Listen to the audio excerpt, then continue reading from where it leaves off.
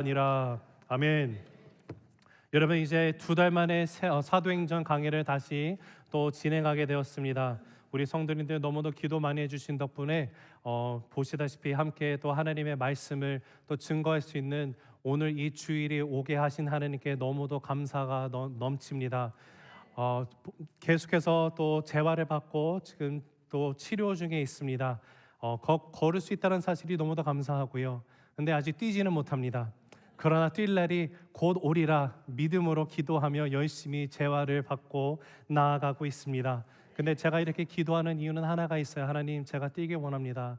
근데 뛰는 것이 어떤 내가 정말 하지 못했던 뛰는 그런 즐거움을 누리고 싶어서가 아니라, 하나님, 예수님 오시는 그날까지 내 발목이 하나님 말씀 전하는 데 있어서 방해가 되지 않게 원합니다. 하나님, 건강한 발목 허락해 주셔서 부르시는 곳 어디서든지 가서 하나님의 말씀을 담대히 증거하게 원합니다. 이것이 저의 기도 제목이에요.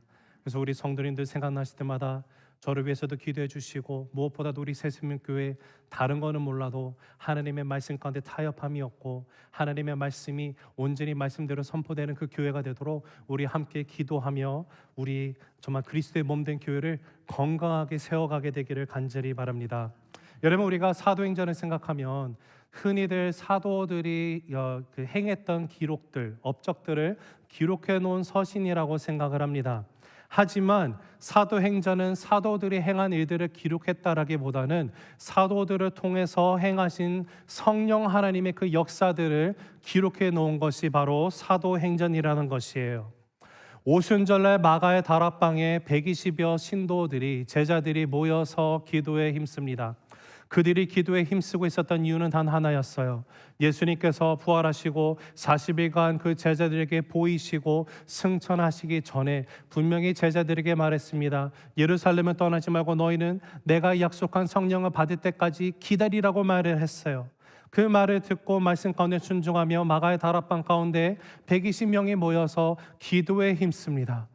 그러던 어느 날, 그 어느 날이 언제였죠? 오순절입니다. 오순절날 하나님께서 약속하신 그 성령 하나님을 그 120여 제자들에게 부어주십니다. 그 제자들에게 부어진 그 성령 하나님으로 인해서 제자들이 곧장 길거리로 뛰어나가서 그들이 했던 것은 하나였어요. 내가 만난 예수 그리스도, 예수님이 나를 위해서 십자가에서 죽으시고 죽으신 것을 끊는 것이 아니라 부활하셨음을, 부활하시고 우리에게 40일간 우리와 함께 하시고 우리에게 가르치시고 승천하셨다는 사실을 내가 목격하게 되었음을, 그리고 기도에 힘쓰고 나갔더니 하나님께서 성령 하나님이 부어주셨음을 그들이 나가서 증거하기 시작했다라는 것을 우리가 보게 됩니다. 그 증거를 통해서 예수님이 세우셨던 첫 교회가 시작이 되었어요. 탄생했던 거죠. 자, 근데 그 동일한 하나님께서 오늘 우리에게도 예수님이 나의 삶의 주인입니다, 구세주이십니다를 고백하는 저와 여러분의 삶 가운데 이미 성령을 부으셨다라는 사실을 여러분 믿으시기 바랍니다. 성령 하나님이 우리의 인생 가운데 부어졌던 그 이유는요, 바로 사도행전에 나타나 있는 그 역사가 우리를 통해서 이 수완이 지역에, 아틀란타 전역에 일어나길 원하시는 하나님 아버지의 마음이라는 사실을 우리가 이 시간 함께 고백하게 되길 원합니다. 여러분, 성령이 임하면은요, 사람의 인생은 변할 수밖에 없습니다. 성령이 임하면 더 이상 예전의 모습으로 살아갈 수가 없습니다. 성령이 임하셨는데 어떻게 내가 예전의 모습대로 살아갈 수가 있을까? 그것 자체가 불가능합니다. 왜요? 성령이 임하시는 순간 공통적으로 드러나는 것들을 우리가 성경 말씀을 통해서도 우리의 인생을 통해서도 발견하게 되는데, 언어가 변하기 시작을 합니다. 행동이 변합니다. 나의 삶 전체에 변화가 일어나게 되는 것을 우리가 경험하게 됩니다. 언제 그렇게 됩니까? 성령이 임하실 때, 내가 예수 그리스도를 주인으로 구세주로 영접하는 순간 성령 하나님이 이미 내 안에 거하신다라는 사실이요. 왜냐하면 말씀에서 분명히 선포합니다. 성령 하나님의 도우심이 없으면 그 누구도 예수를 나의 주인으로 구세주로 고백할 수 있는 이가 없기 때문에 그래요. 여러분, 이것이 우리가 지난 시간에 우리가 계속해서 사도행전 2장까지 살펴봐왔던 모습입니다.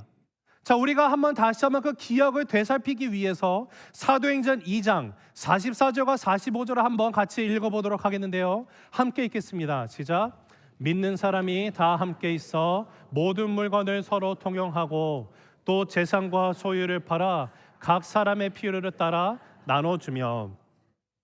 자, 지금 성령 하나님이 임하시고, 근데 여러분 분명히 예수님이 승천하시기 전에는 500여 명 앞에서 나타나시고 부활하신 모습을 보이시고요, 그들에게 동일한 메시지를 가르치셨었습니다. 근데 500명 가운데 단 120명만이 예수님이 말씀하신 그 말씀 가운데 순종함으로 함께 마가의 다락방에 모여가지고 기도하면서 약속하신 성령을 기다렸어요. 그리고 하나님이 성령을 주심으로 인해서 부어주심으로 그들이 나가서 즉각적으로 예수 그리스도를 증언하기 시작을 합니다. 여러분, 우리가 성령이 임하셨다는 것을 얘기를 할 때는요, 대부분이 이렇게 말합니다. 우리가 성령 충만을 얘기할 때도 어떤 능력을 나타내는 것을 상상을 하면서 성령을 얘기를 해요. 그러나 성령 하나님이 우리에게 보내주신 이유가 무엇이었습니까? 무엇을 위해서 우리에게 보내주셨어요? 사도행전 1장 8절에 뭐라고 써 있었습니까? 오직 성령이 너에게 임하시면 너희가 권능을 받고 예루살렘과 온 유대와 사마리아와 땅끝까지 이르러 무엇이 된다라고요? 나의 증인이 되리라. 자, 성령 하나님이 우리에게 부어주신 이유는, 성령 하나님이 임하신 이유는 권능을 받기 위함이 아니었습니다. 거기에 대한 목적은요, 바로 예수 그리스도의 증인이 되기 위해서 성령이 임하시는 거였어요. 오직 성령이 너에게 임하시면 내가 너에게 가르쳐 지키기 분반 모든 것을 너희가 깨닫게 될 것이고 그대로 살게 된다라는 말씀을 하신 예수님이었습니다.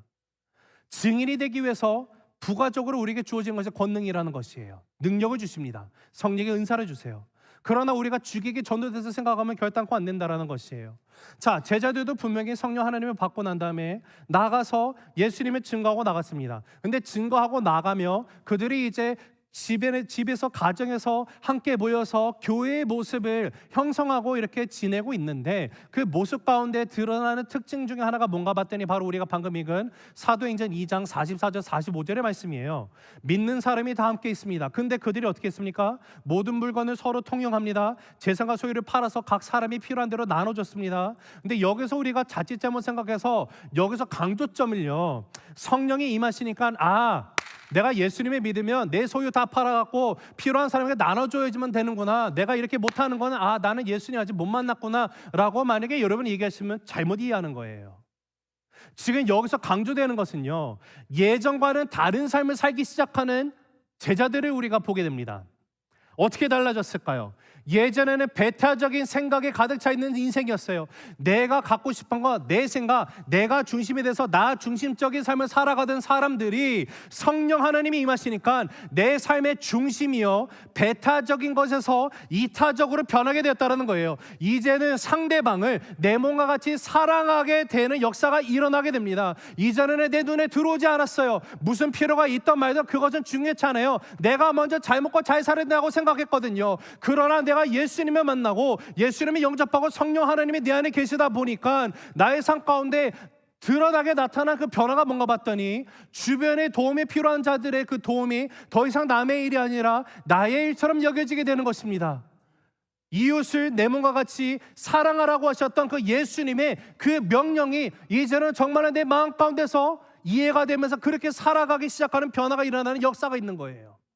즉, 하나님의 나라가 나의 인생 가운데 임하게 되니까 나의 삶의 주인이 나로부터 예수님으로 변화되게 되니까, 예수님의 주인이신 그분이 내 삶에 있으니 이제는 내가 예수님의 생각으로 가득 차서 나의 마음이 변하고 나의 언어가 변하고 내 삶이 변화되었다라는 것을 우리가 경험을 하셨고요, 말씀을 통해서도 공통적으로 드러나오는 그런 특징입니다. 사랑하는 새생명 가족 여러분, 우리가 잘 생각해 보면은요, 육체의 본능이라는 것이, 우리가 본능 있잖아요. 자, 우리의 육체의 본능은 뭡니까? 움켜쥐는 데 있어요. 참 특이한 것이요, 저도 딸이 둘이 있는데 이제 다 중학생들이에요. 그 하나는 중학생, 고등학생인데 아이들이 클 때만 생각해도 참 신기하게 아무도 가르쳐주지 않았어요. 저는 욕심부리나 말도 한 적도 없는데 어린 아이들이, 저희 딸들이 이렇게 성장하면서 욕심들이 있더라고요. 내 거. 그리고 둘째가 태어났어요. 언니 건데 이제 둘째가 조금 뭔가를 알기 시작하니까 아무나 말해주는데 알아서 언니 거에 손이 가 있어요. 내 거. 왜 그럴까요? 그게 육체적인 본능이에요. 우리는 그런 본성을 갖고 태어났습니다. 그러다 보니까 내가 살아갈 때도요, 남들보다 내가 하나라도 더 가지려고 우리는 경쟁하면서 살아갑니다. 그것이 세상이 가르치는 방법 아닙니까? 세상에서 살아남으려면 남보다 더 나아야 돼요. 조금 더 빨리 가야 돼요. 뭔가 어떤 수단과 방법을 동원해서더라도 어떤 결과물을 낼 수 있으면요, 회사에서는 인정받고요, 승진도 하고요. 그것이 우리가 살아가는 사회입니다. 그 사회 가운데 우리가 익숙해져 있다 보니까 이것이 마냥 자연스럽고 원래 당연한 것처럼 여기고 있지만 원래는 그렇지 않습니다. 그런데 문제는요, 여러분, 예수 그리스도를 거듭난 인생 가운데 일어나는 큰 변화들이 있어요. 그런데 그 중에 하나가 뭔가 봤더니 움켜쥐고 살아가던 나의 삶이 이제는 나누는 삶으로 변화되었다는 거예요. 그 대표적인 예로 등장하는 인물이 누굽니까? 삭개오예요. 삭개오. 여러분, 삭개오는요, 자신의 그 민족을 등쳐먹으면서 살아가는 나쁜 놈이었어요. 그냥 죄송해요, 워낙 그래서 매국노 같은 적이었어요. 자기 민족에게 세금을 해갖고 자기 배를 불리는 그거를 위해서 세리가 된 사람이었거든요, 삭개오가. 근데 이 삭개오가 예수님 만나니까 어떻게 됩니까? 아무도 삭개오가 이렇게 하란 말 없어요. 그런데 갑자기 예수님 만나고 삶의 주인이 나로부터 예수님으로 변화되니까 그가 했던 일이 무엇입니까? 내가 예수님 지금까지, 죄송해요 다시 언어가, 등쳐먹은 사람이 있으면 내가 그들에게 4배로 갚고요, 하나님, 예수님, 내가 내 모든 재산의 반을 그 가는 사람과 다 주겠습니다라고 말하는 삭개오를 발견하게 돼요. 아무도 그에게 그렇게 알아가지 않았습니다. 그러나 예수님을 참되게 만난 사람은요, 그의 삶 가운데 분명한 변화가 일어나게 된다는 것을 우리가 보게 돼요. 여러분, 성령이 임하면요, 하나님의 나라가 임한 나눔의 삶을 살아가는 존재로 변화된다라는 것입니다. 또한 성령 하나님이 임한다라는 것은요, 무엇을 말합니까? 예전에는 내 꿈을 붙들고 살아가는 인생들이 이제는 하나님의 나라의 꿈을 꾸며 살아가는 인생으로 변화되게 된다는 것이에요. 자, 하나님의 나라의 꿈이 무엇입니까?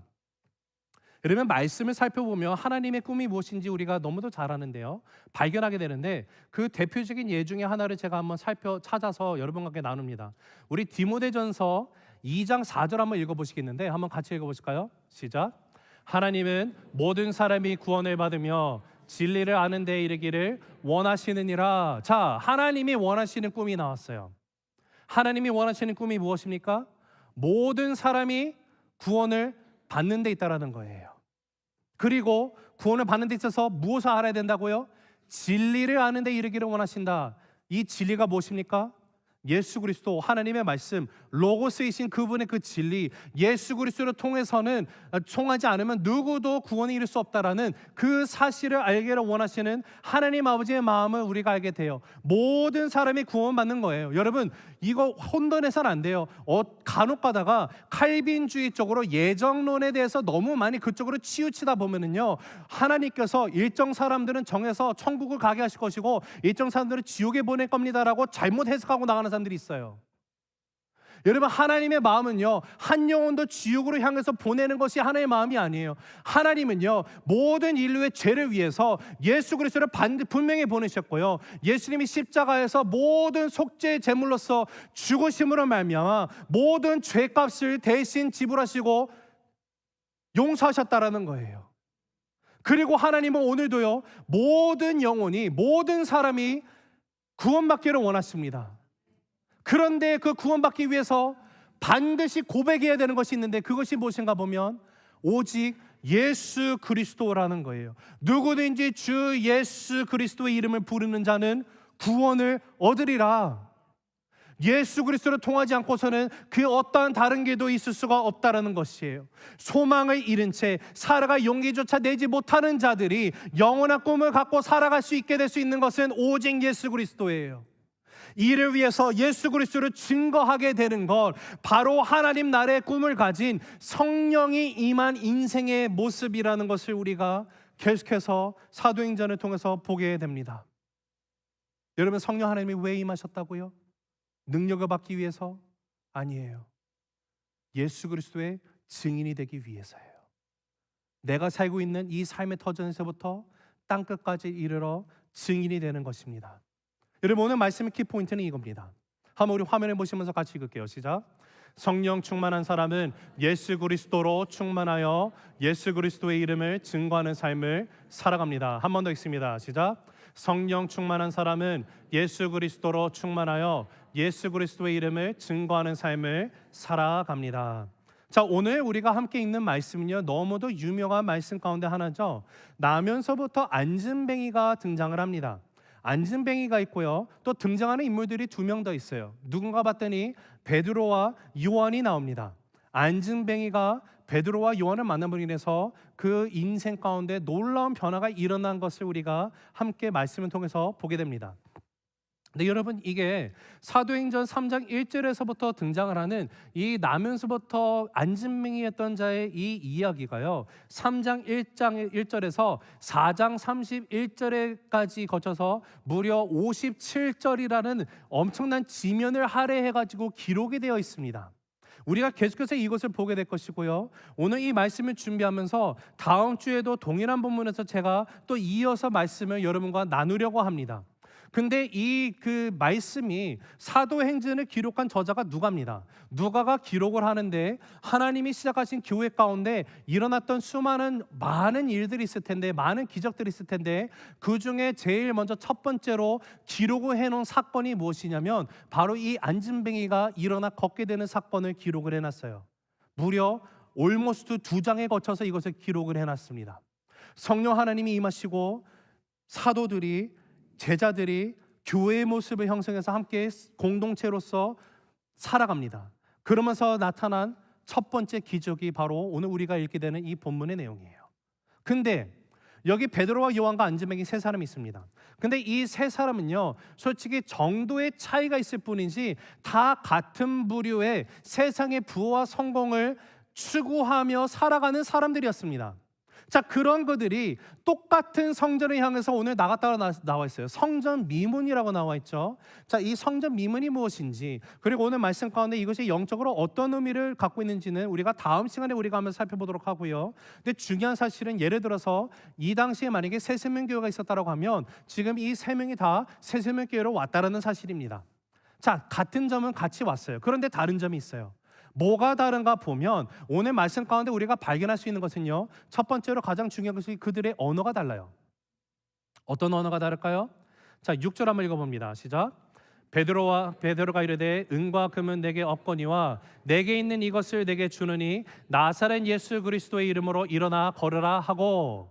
자, 지금 베드로가 말하는 것이 나와 있죠. 자, 한 사람은 베드로가 나왔고요, 요한이 있었습니다. 그리고 다른 사람은 안진뱅이가 있었어요. 자, 안진뱅이가 말하는 언어를 우리가 한번 생각해 보면, 이 안진뱅이는요, 어떻게 하면 내가 무엇을 더 얻을 수 있을까의 언어를 하는 사람이었어요. 성전에 들어오는 사람들에게 최대한 불쌍하게 보여서, 아니면 동정심을 유발해가지고 한 푼이라도 더 벌기 위해서 동냥을 하는 언어를 하는 사람이 등장을 합니다.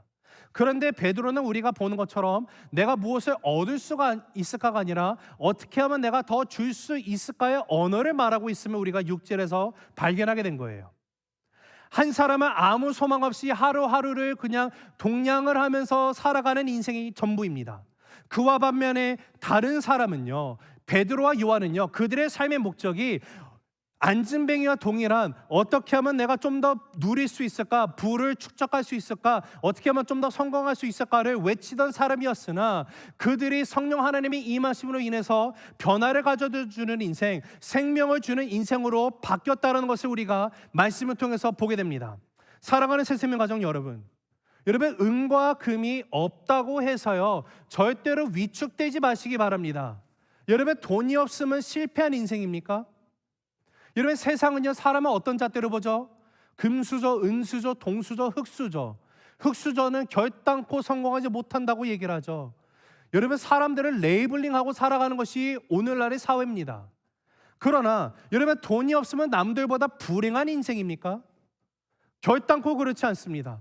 자, 물론 나의 인생 가운데 은과 금이 조금 더 많다면 좋겠지만 없어도 괜찮아요. 왜요? 여러분에게는요, 은과 금보다 더 귀한 예수 그리스도가 있기 때문입니다.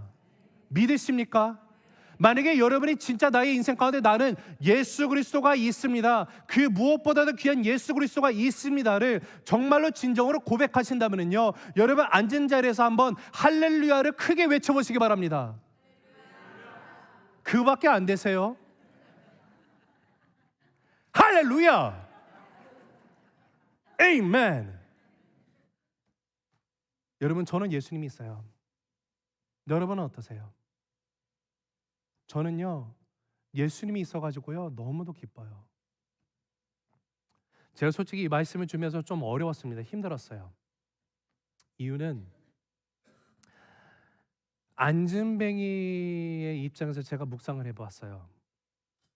근데 안진뱅이는 저보다 더 힘든, 아시겠지만 제가 2달 동안 교회를 못 나왔습니다. 집에서 편하게 쉬고 있었겠다라고 생각하시는 분도 있겠지만 쉬는 게 아니에요. 여러분, 침대에 누워서 걷지 못하는 게 얼마나 힘든지 아마 모르실 거예요. 이제 드디어 걷기 시작을 해요. 근데 제 오른쪽 무릎에 약간 어떤 이상이 생겨가지고 걷는데 또 문제가 생깁니다. 재활을 갔는데 오히려 더 아프고, 오른쪽 무릎에 이번 주 목요일날 또 MRI 또 결과 찍어봐야지 아는 그런 상황입니다. 여러분, 그렇게 있으면은요, 이곳이 집에 있는 것이 감옥과 같이 느껴지더라고요. 근데 여기 안진뱅이를 묵상해보니까 또 감사하더라고요. 저는 2달밖에 안 됐어요. 근데 이 인생은 40년이 넘게나 안진뱅이에요. 태어나면서부터. 근데 그거는 감사했는데 묵상을 하다 보니까 저에게 약간 좀 낙담이 될 만한 그런 것을 또 발견하게 됐습니다. 그것이 뭔가 봤더니 이 안진뱅이는 나사렛 예수 그리스도의 명하노니 일어나 걸으라 하니까 즉시 발과 발목에 힘이 생겨가지고 그가 걷고 뛰며 성전 안으로 들어가 하나님을 찬송하는 것을 발견하게 돼요. 그러면서 제 자신을 한번 생각해 보면, 하나님, 왜 나에게는 지금 당장 발목과 발에 힘을 주지 않으십니까? 아니 하나님, 내가 이것만 치료하면 이제 정말 뛰기도 하고 발목에 고통 없이 내가 말씀도 전할 줄 알았는데 하나님, 왜 나는 이렇지 못하고 있습니까? 그렇게 묵상을 하다 보니까요, 저도 사람인지라 마음에 큰 어려움이 다가오기 시작을 하더라고요. 솔직히 이 말씀 어떻게 전해야 되나 고민이 많았어요. 전할 자신이 없었습니다. 근데 묵상을 하고 있는데 감사한 사실이 하나를 발견하게 됐어요. 제가 때로는 원망과 같은 그런 기도를 드리고 싶은 마음이 굴뚝 같았지만 그러지 않고 하나님께 그냥 기도하면서 감사함으로 나가려고 했습니다. 그리고 감사함으로 기도를 해요. 그랬더니 오늘날 제가 여러분과 함께 오늘 이렇게 또 말씀을 전할 수 있는 이 날을 하나님께서 허락해 주셨으면 저는 믿습니다. 근데 하나님, 저도 정말 빨리 뛰고 싶어요. 근데 하나님이 저한테 이 음성을 주시더라고요. 형근아, 네가 받은 은혜가 너무 좋게. 네? 하나님, 그거 말고요. 근데 그때 하나님이 저에게 깨닫게 하신 사실이 하나가 있어요. 만약에 제가 당장 뛸 수 있으면요, 저는요, 제가 어떤 사람인지 그 누구보다도 잘 압니다. 저는 한순간이라도 겸손하지 않으면요, 교만에 찌들어 있는 인생이 될 수밖에 없는 그런 인생이에요. 오히려 나에게 연약함이 있음으로 말미암아 내가 예수를 의지할 수 있는 것이 축복이구나를 생각하게 하시더라고요. 그러다 보니 안진뱅이가 부럽지가 않습니다. 여러분, 천하를 얻어도 예수 그리스도가 없는 인생이 실패예요. 믿으십니까? 여러분, 천하를 얻어도요, 모든 부귀영화를 누린다 할지라도 예수 그리스도가 없는 인생의 불행한 사람이에요. 왜요? 그 인생은 영혼을 소유하지 못했기 때문에 그래요. 여러분, 내 안에 있는 가장 귀한 것이 무엇인지 아십니까? 예수 그리스도예요. 여러분이 여러분의 인생에 가장 귀한 것이 무엇입니까? 정말이요? 할렐루야. 여러분, 절망과 소망을 잃은 주변에 있는 나의 친구들, 지인들, 이웃들에게 가장 필요한 것이 무엇인지 아십니까? 예수 그리스도예요. 내가 세상을 향해서 나눠줄 수 있는 가장 고귀한 것이 무엇인지 압니까? 예수 그리스도예요. 주 예수 그리스도보다 더 귀한 것은 없습니다. 주 예수보다 더 귀한 것은 없네. 이 세상 부귀와 바꿀 수 없네. 영축을 내 대신 돌아가신 그 놀라운 사랑 잊지 못해. 함께 찬양하실까요? 세상 즐거움 다 버리고 세상 자랑 나 버렸네. 주 예수보다 더 귀한 것은 없네. 예수 밖에는 없네. 할렐루야. 우리 사랑하는 새생명 가족 여러분, 날 위해 이 땅에 오신 예수 그리스도세요. 이 땅에 오셔서 나의 죄를 대신해서 십자가에 달려 죽으시고 부활하신 나의 주님이세요. 나에게 영원한 생명을 주신 예수 그리스도, 그 이름만이 우리에게 영원을 줄 수 있고 인생의 진정한 행복을 줄 수 있습니다. 그러므로 성령 충만함이란 것은 무엇이냐면요, 내 안에 그리스도로 충만함을 느끼는 인생을 말해요. 예수가 나의 삶 가운데 거시고 내가 예수 그리스도 안에 있으므로 내 안에 그리스도가 충만함을 느끼는 것, 그것이 바로 성령 충만함이에요. 그러므로 예수 그리스도가 보여지는 삶이 바로 성령 충만한 삶입니다. 자, 그러하다면 예수 그리스도로 살아가는 사람들의 특징, 그것이 무엇인지를 오늘 베드로와 요한의 인생을 통해서 우리가 함께 살펴봤으면 좋겠습니다. 첫 번째는요, 예수님의 가치관으로 바라보는 사람이 되는 것이에요. 한번 같이 읽어보실까요? 시작. 예수님의 가치관으로 바라보는 사람입니다. 한 번 더 있습니다. 시작. 예수님의 가치관으로 바라보는 사람입니다. 자, 3절 4절 말씀 읽어보겠습니다. 시작.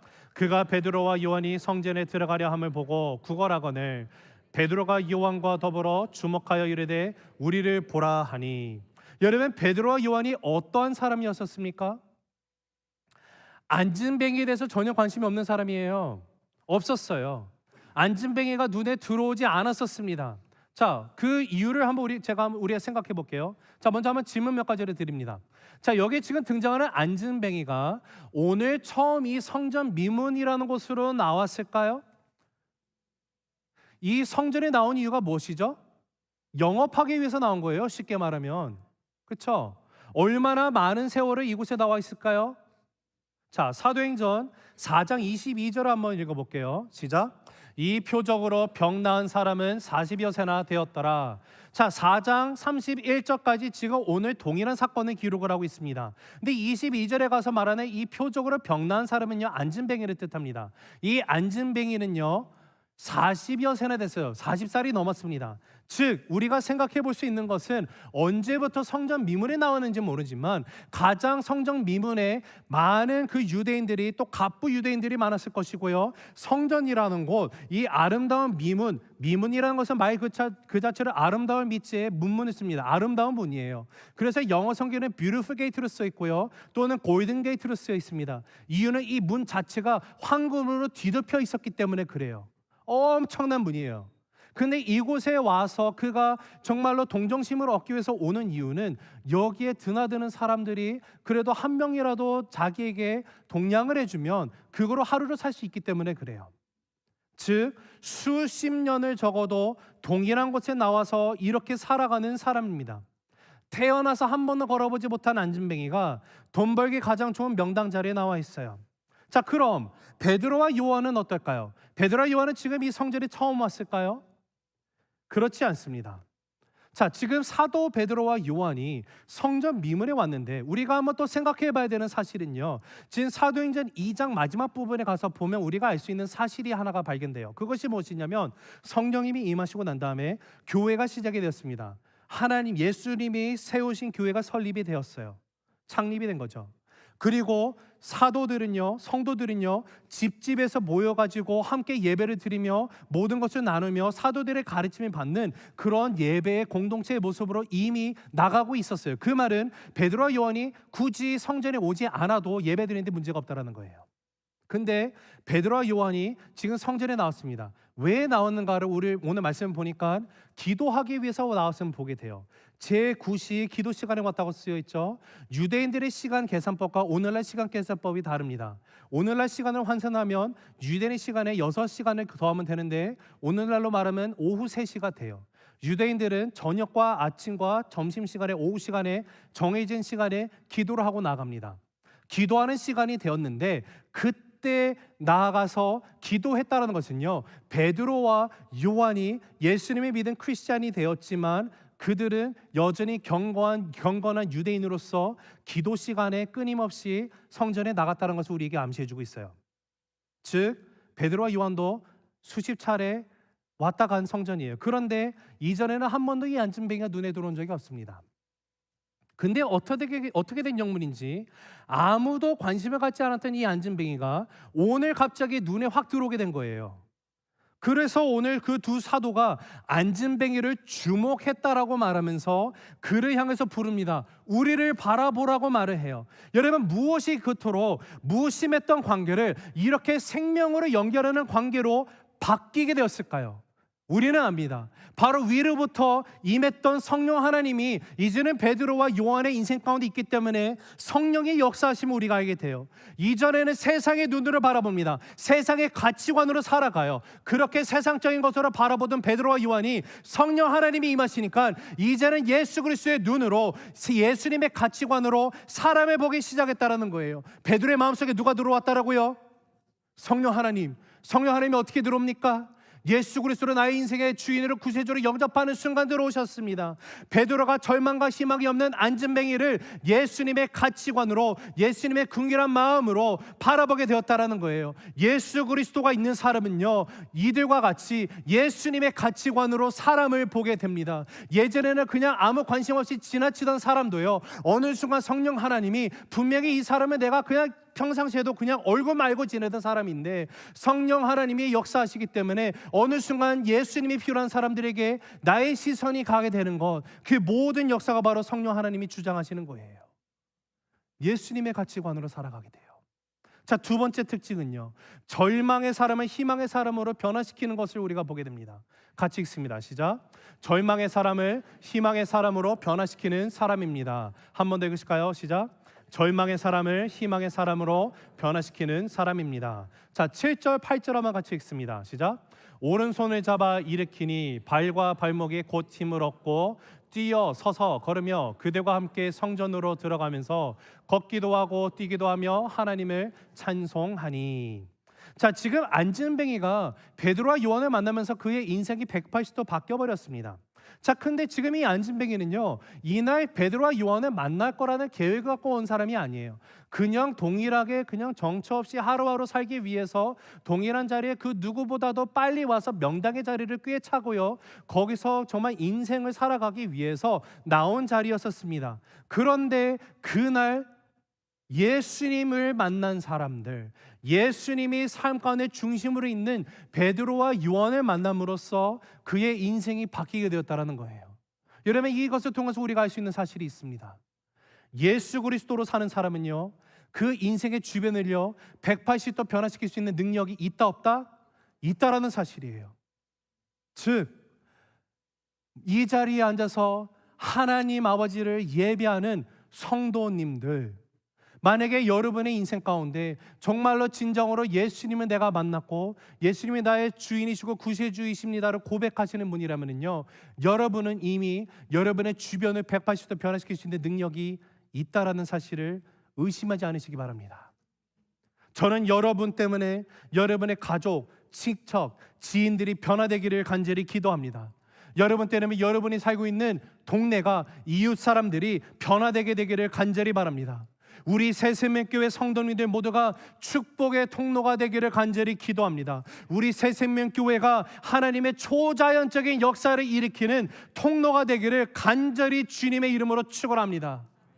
나를 통하여 절망 가운데 있는 자들이 일어나게 되며 수많은 상처로 인해서 오늘도 신음을 하며 눈물을 흘리는 자들이, 말로 다 할 수 없는 고통 가운데 좌절한 자들이, 스스로 목숨을 끊으려고 수많은 시도를 하고 있는 자들이 정말 앉아있는 자리에서 일어나 성전 안으로 들어가 하나님을 예배하게 되는 것, 우리가 예수 그리스도 이름으로 기도하며 명령하고 나갔더니 그들의 오른손을 잡아 일으키는 동시에 발과 발목에 힘이 즉시로 힘을 얻어 그들이 뛰고 걷고 성전으로 들어가 하나님을 찬송하게 되는 그 역사가 은과 금은 내게 없거니와 내게 있는 것을 내가 너에게 준다. 나사렛 예수 그리스도 이름으로 명하노니 바로 즉시로 일어나 걸으라. 이 명령 선포를 한 번 하는 순간 예수를 알지 못하는 영혼이 그의 인생의 문제가 해결이 되며 예수님을 만나게 되는 그 역사, 저와 여러분을 통해서 일어나게 되길 간절히 기도합니다. 여러분 한번 상상해 보세요. 여러분 한 번도 걸어본 적이 없는 사람이 걷는 것이 뭔지 어떻게 알겠습니까?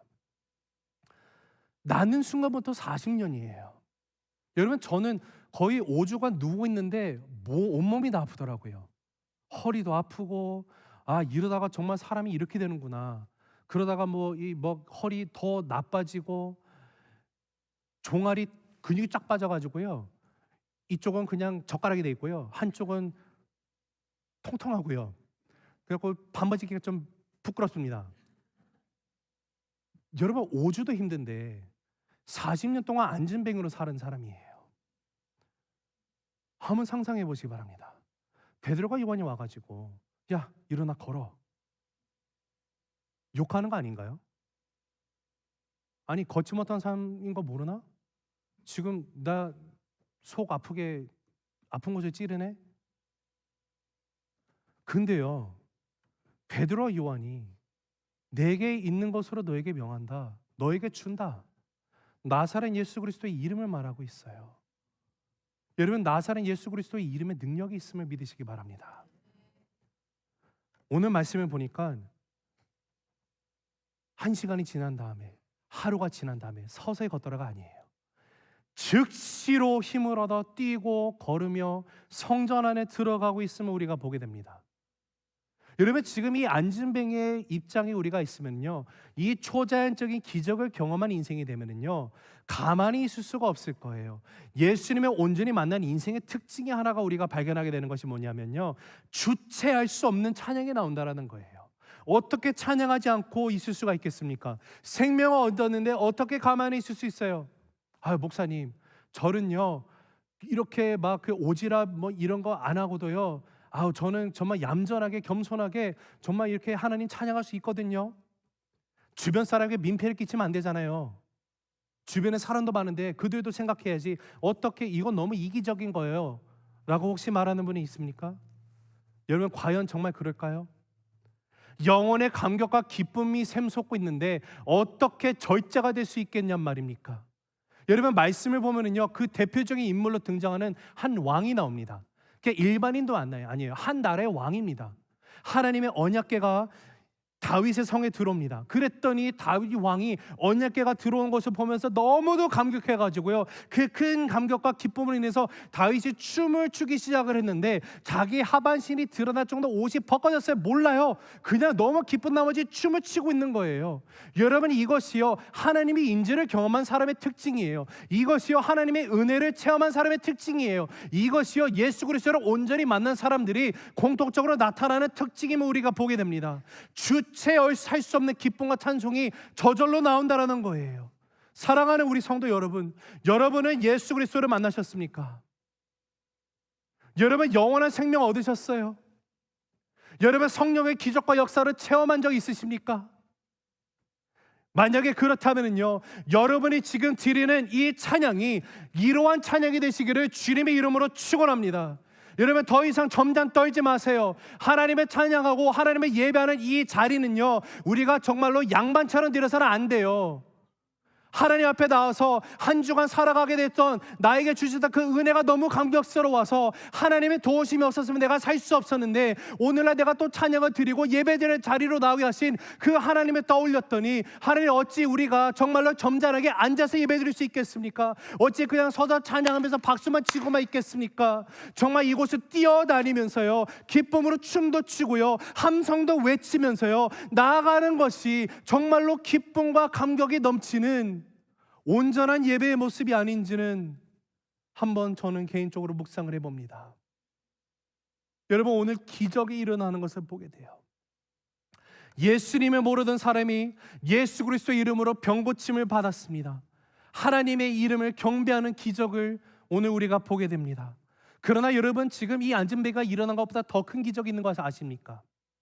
그것은 바로 은과 금이 없어서 주눅들어 살아가던 베드로, 요한과 같은 사람이 당당하게 더 귀한 것을 당신에게 줄 수 있다고 선포하는 것 자체가 기적임을 믿으시기 바랍니다.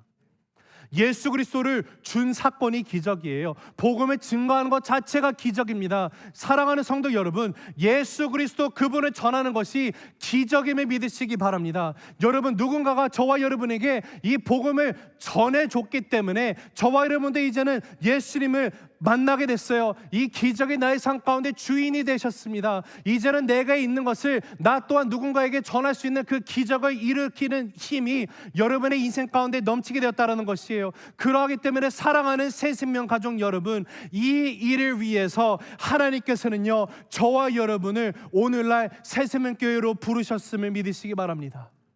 희망을 주는 사람으로, 영원한 생명을 주는 사람으로, 영혼을 살리는 사람으로 여러분 한 사람 한 사람을 부르신 우리 하나님 아버지만을 인정하시고 찬송하며 경배하는 저 여러분 모두가 되시기를 간절히 바라요. 말씀을 맺습니다. 사랑하는 새생명 가족 여러분, 성령 충만한 삶은요, 예수 그리스도가 그 삶의 중심으로 있는 사람은요, 예수님의 가치관으로 사람들을 바라보는 자들입니다. 그리고 절망 가운데 있는 자들에게 희망을 주는 축복의 통로로 살아가는 자들이에요. 우리 새생명교회가 이 땅에 정말 하나님께서 부르신 그 영광스러운 그 사명을 가지고 이 땅 가운데 살아가는 저와 여러분 모두가 되시기를 간절히 주님의 이름으로 축복합니다. 여러분, 오늘 예수님이 저와 여러분을 초청하세요. 만약에 오늘 이 이야기가 육체적인 안진뱅이를 일으키는 사건으로만 우리가 생각을 한다면 이 자리에 그 누구도 있지 않아도 없어도 됩니다. 하나님 말씀 읽지 않아도 돼요. 그러나 중요한 사실은요, 오늘날에도 영적인 안진뱅이를 일으키시는 예수 그리스도를 여러분 의지하시기 바랍니다. 내가 예수님을 만났어요. 예수님은 나의 삶의 주인으로 구세주로 영접했어요. 처음에는 정말로 이 안진뱅이가 했던 것처럼 아무도 상관이 없이 정말 내가 눈물도 흘리고 기쁨으로 찬송도 하고 뛰놀며 주님 앞에 정말로 기쁨의 예배를 드리고 나갔었는데, 어느 순간 나도 모르게 형식적인 예배로 예배 자리에 나와 계십니까? 만약에 그러다면 내가 지금 영적인 안진뱅이가 되어 있는 것이에요. 그런 나를 향해서 예수님이 초청하십니다. 나를 바라보라. 주님이 부르시는 음성 들으시기 바랍니다. 안진뱅이는 아무 생각이 없었어요. 꿈이 없었어요.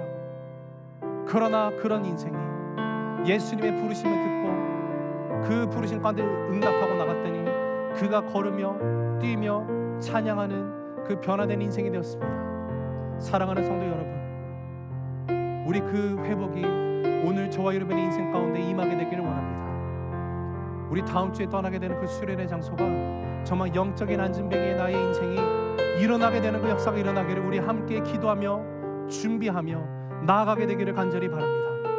여러분, 예수님이 있으면 돼요. 주 예수 그리스도보다 더 귀한 것은 없습니다. 예수님 한 분으로 나는 만족합니다. 그 고백으로 이번 귀한 한 주도 살아가는 저와 여러분 모두가 되시기를 간절히 주님의 이름으로 축복합니다. 함께